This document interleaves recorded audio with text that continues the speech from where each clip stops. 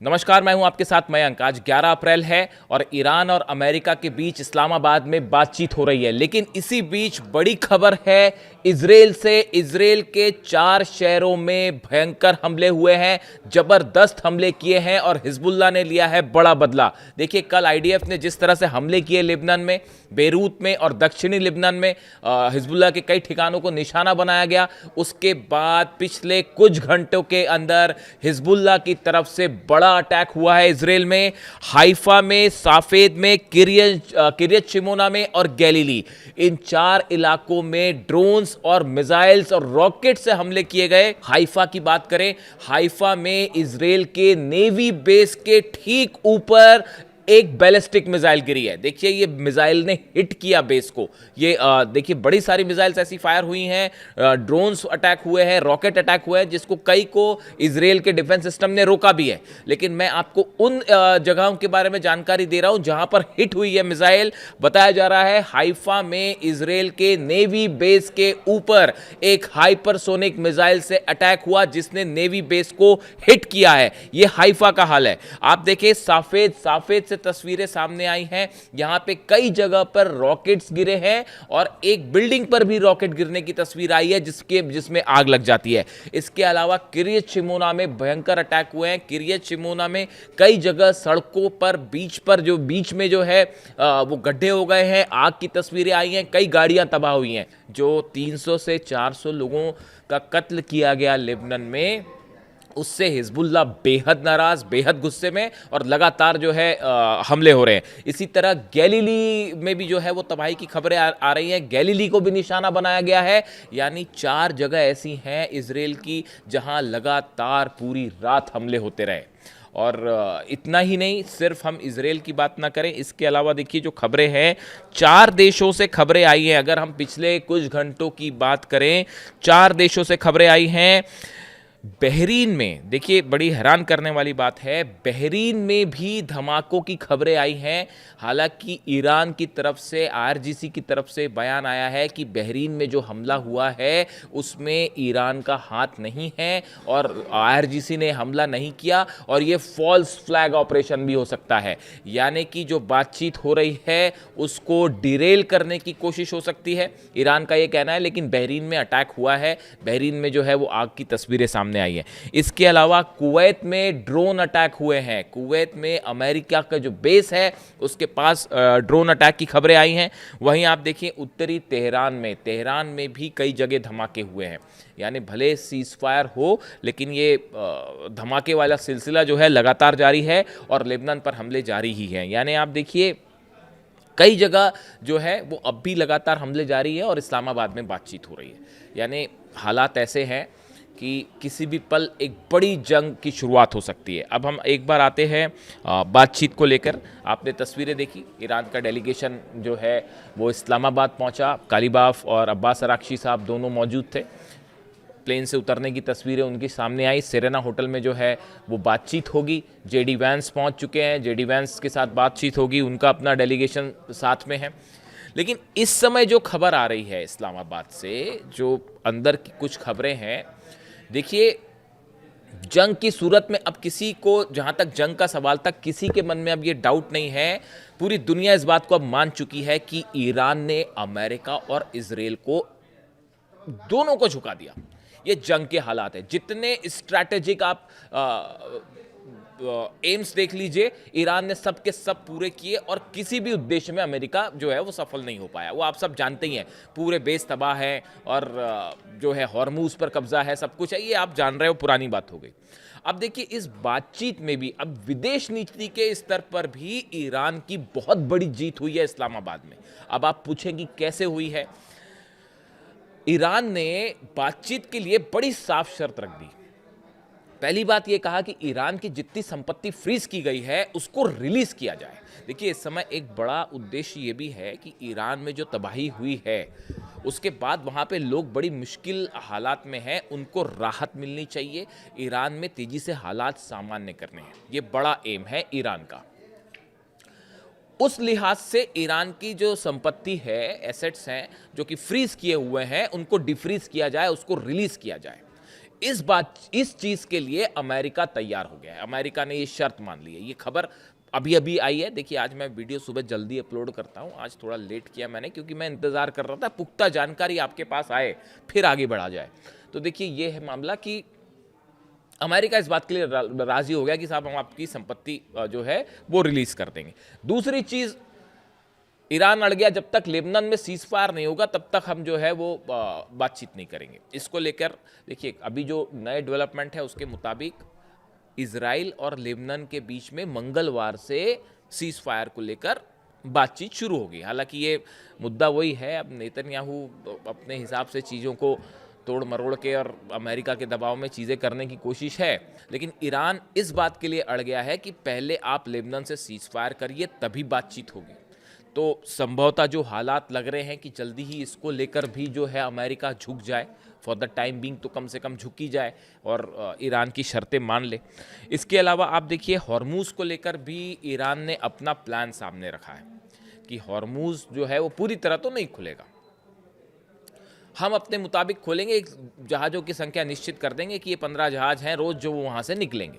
यानी हॉर्मूज़ को लेकर भी ईरान ने अपनी शर्तें रख दी। ऐसी जो प्रमुख 3-4 शर्तें हैं जो कि इस बातचीत को शुरू करने के लिए, ये डील की शर्तें नहीं है, आप समझिए इस बात को। वो शर्तें अलग हैं कि जो है यूरेनियम एनरिचमेंट का क्या होगा, 450 केजी जो यूरेनियम है उसका क्या होगा, न्यूक्लियर प्रोग्राम का क्या होगा, वो सब बातें अलग है। ये बातचीत शुरू करने की शर्तें थी, ईरान ने रखी थी कि भाई अमेरिकी सेना को पहले पीछे करिए आप, ये भी एक हिस्सा था। तो ये जो शर्तें हैं, ये इन पर जो है अमेरिका लगभग राजी दिख रहा है, जैसा ईरान की मीडिया से खबरें। ये ईरान की विदेश नीति की जबरदस्त कूटनीतिक जीत है, इसको मानना पड़ेगा आपको। देखिए, कूटनीति की जीत हर हालात के मुताबिक जीत और हार तय होती है। कोई ऐसी चीज नहीं है कि ये चीज जीत तय हो गई तो डील सफल हो जाने वाली है। मेरी व्यक्तिगत राय है, डील तो कभी सक्सेसफुल हो ही नहीं सकती, सवाल ही नहीं है डील सक्सेसफुल। ये तो बातचीत शुरू करने के लिए जो शर्तें थी वो मान गया अमेरिका, ऐसा अभी लग रहा है। अब देखिए, उसमें एंड टाइम पे कुछ परिवर्तन हो जाए तो एक अलग बात है, लेकिन फिलहाल ये ईरान की कूटनीति की जबरदस्त जीत है, इसमें कोई शक नहीं। अब देखिए, मामला ये है कि इस जो टॉक्स हैं सेरेना होटल्स में जो टॉक्स होगी, इसमें सऊदी और चाइना भी अप्रत्यक्ष रूप से शामिल होंगे। इस तरह की खबरें हैं कि सऊदी का एक डेलीगेशन और चाइना का एक डेलीगेशन भी इस्लामाबाद पहुंच चुका है। भले इसके बारे में साफ साफ जानकारी ना आए, लेकिन चीज़ें आई जाती हैं पता। ये भी जो है एक टॉक्स में सीधा शामिल ना हो, लेकिन परोक्ष रूप से इसमें शामिल हो सकता है, पीछे से शामिल हो सकता है। यानी देखिए, हो क्या रहा है असल में, इस टॉक्स में चाहे जितने पक्ष शामिल हों, चाहे सऊदी हो, चाहे चाइना हो, चाहे अमेरिका हो, ईरान हो, हर पक्ष की ये कोशिश है कि वो अपने इंटरेस्ट के मुताबिक इस डील को आगे बढ़ाए। अब इसमें हकीकत ये है, मामला कहाँ फंसा हुआ है, मामला यहाँ फंसा हुआ है हॉर्मूज़ को लेकर। देखिए, जब तक ईरान के हाथ में हॉर्मूज़ है तब तक ईरान का अपर हैंड है, इस बात को साफ समझिए। और इसीलिए ईरान जल्दी हॉर्मूज़ को खोलेगा भी नहीं। अमेरिका के आप बयान देखिए, डोनाल्ड ट्रंप का ये कहना कि उनका जो बयान आया आपने सुना होगा कि ईरानी इसलिए जिंदा है ताकि वो बातचीत कर सके, वो डील कर सके, मेरी नज़र में निहायती शर्मनाक बयान है। ये बयान अभी भी ये बताता है कि अभी भी अमेरिका के राष्ट्रपति ये बात नहीं समझ पाए कि ईरान को डरा धमका कर तो आप नहीं झुका सकते। और ये बात जब तक अमेरिका नहीं समझेगा तब तक किसी तरह की डील नहीं हो सकती। हर कदम पे झूठ, हर कदम पर धोखा। कैसे लोग हैं, मुझे जो शर्म आती है। धमकी दे रहे ईरान को कि ईरानी इसलिए जिंदा हैं क्योंकि वो डील कर सके। ये अमेरिका के राष्ट्रपति कह रहे हैं, क्या कहा जाए। देखिए, ईरान में अली खामेनी साहब जो है सुप्रीम लीडर, उनका विजन एकदम साफ था। वो सब समझते थे किसकी क्या नियत है, कोई डील विल नहीं होने वाली।